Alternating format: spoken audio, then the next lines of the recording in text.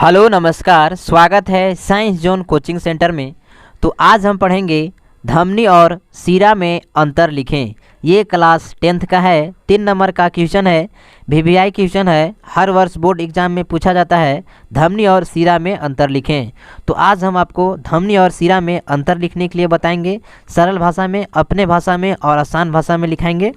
तो सबसे पहले आपको धमनी और सीरा में निम्नलिखित अंतर है ऐसे लिख करके, उसके बाद आपको एक साइड धमनी और दूसरी साइड सीरा लिख करके अब स्टार्ट करना है धमनी का पहला अंतर लिखने के लिए।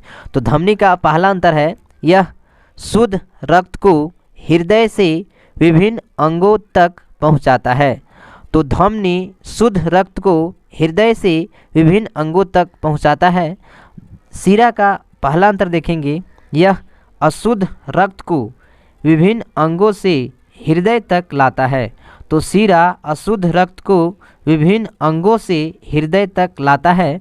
तो धमनी और सीरा का पहला अंतर समझ में आ गया होगा।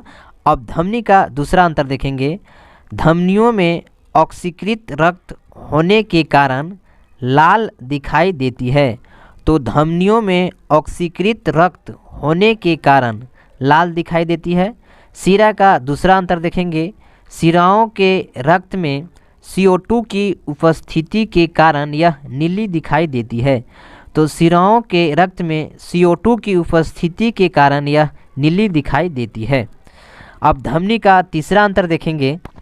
धमनी का तीसरा अंतर है, धमनी में कपाट नहीं पाए जाते हैं। धमनी में कपाट नहीं पाए जाते हैं। अब सीरा का तीसरा अंतर देखेंगे। सिराओं में कपाट पाए जाते हैं। सिराओं में कपाट पाए जाते हैं, धमनी में कपाट नहीं पाए जाते हैं। अब धमनी का चौथा अंतर देखेंगे। धमनी के आयतन में कोई परिवर्तन नहीं होता है। धमनी के आयतन में कोई परिवर्तन नहीं होता है। अब सीरा का चौथा अंतर देखेंगे। सिराओं का आयतन परिवर्तित होता रहता है। सिराओं का आयतन परिवर्तित होता रहता है और धमनी के आयतन में कोई परिवर्तन नहीं होता है। धमनी और सीरा में आसान भाषा में अंतर लिख लीजिएगा। ये क्लास 10th का है, 3 नंबर का क्वेश्चन है, वीवीआई क्वेश्चन है। तो यदि आप अभी तक हमारे चैनल को लाइक, सब्सक्राइब और शेयर नहीं किए हैं तो कर दीजिए। हम इसी तरह से वीवीआई क्वेश्चन अपलोड करते रहते हैं।